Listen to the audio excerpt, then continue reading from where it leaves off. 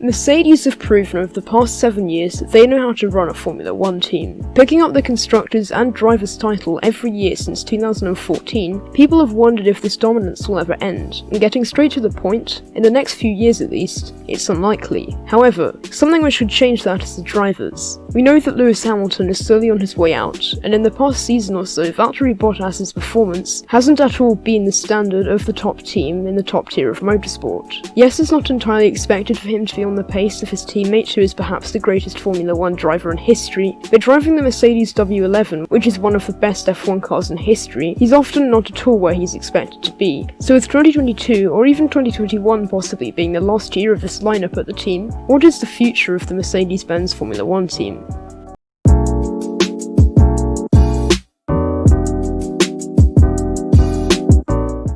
Now I'm going to start off with Lewis Hamilton. Picking up nearly 100 wins and 7 championships over his 14-season career in Formula 1, he's one of the best Formula 1 drivers ever, if not the best. But he's picked up some unreasonable hate in that time as well, being down to many reasons, such as racism, people thinking he's only winning because he's in the best car, which isn't true as he proved in 2008 and his whole junior career, and also because people are actually just bored of him winning. And even if you don't like him, which in my opinion there isn't a reason not to, you have to admit he is one of the best drivers ever. Going through those reasons, just getting bored of how long he's been in the sport, of course if you go by the name of Kimi Räikkönen you won't think that, isn't really a valid reason you can hate on him for, and racism is wrong.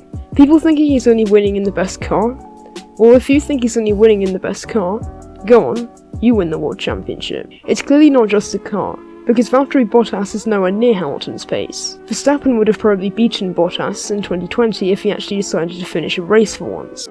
And if you minus Bottas's contributions to Mercedes points-wise last year, they would have still won the Constructors' title with just Hamilton. And if you look into Hamilton's junior career, where he won Spec Series titles ranging from Formula Renault to F3 and GP2, and of course his F1 championship win with McLaren in 2008, although luck did play a part in that, but still, it's clearly not just the car. But Lewis is getting older now, and it's no secret that he's on his way out, him doing a lot more of out of F1 things as well, such as beginning his music career under the name XNDA, and fighting his campaign against racism.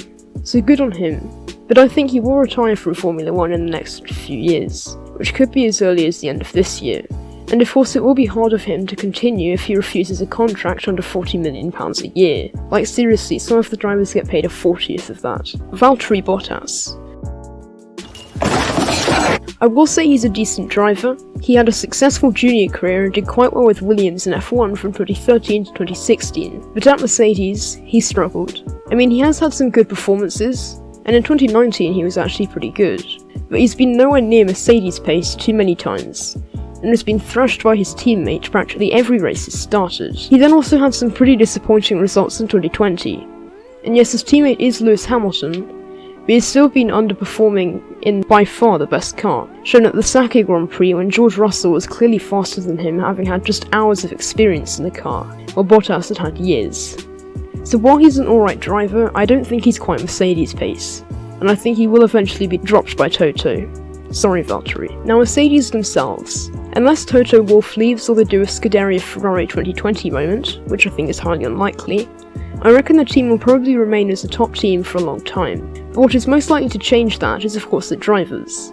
Now for the future of the drivers, with the current drivers probably leaving soon, it's no doubt that George Russell will get one of those seats, with Mercedes barely hiding him as their up-and-coming star for years. But as for the second one, who knows? Toto Wolff said that 2019 Mercedes reserve and current Renault driver Esteban Ocon is a candidate for that seat, but there's of course the 2021 reserves being Stoffel Vandoorne and Nick de Vries.